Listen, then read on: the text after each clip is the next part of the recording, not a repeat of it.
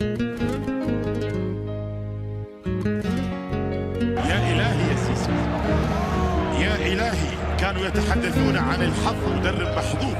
أي حظ هذا؟ أي حظ هذا لرجل في 18 شهر فقط 6 ألقاب وقريب من السابعة؟ يا إلهي. فريق اللي يربح في البارك باريس سان جيرمان، فريق اللي يربح في تورينو اليوفي، فريق اللي يربح بايرن في الاليانز ارينا. مكانه التاريخ يا سيسو.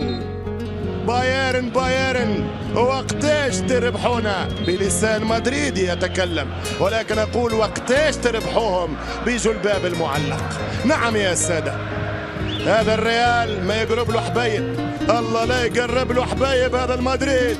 الريال قدامه، اش قربك للواد، اش قربك للواد يا البافاري، اش قربك للواد. الريال ملكي، سحر العقول وملك القلوب. همسوا وتسالوا ثم قالوا لماذا انت بطل؟ قال انا ملك. قالوا كيف تعرفون اسرار القاره؟ رد الميرينجي انا اصلي ربان. هبلوا تسالوا سالوا كيف اسرت كاس الابطال؟ رد المدريدي قائلا انا الاصل والباقي تقليد. بالملايين الريال الشامبيونز ليج، هذا الريال تحبوا البطوله يا الريال والشامبيونز. ايش بين قلبي وبينك يا محيرتني بزينك؟ ايش بين قلبي وبينك؟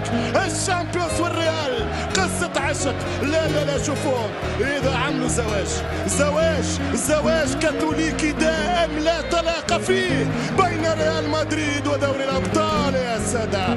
الثوار المدريديين يواصلون قهر الكبار وغزوك يا اوروبا والزحف في القارة العجوز.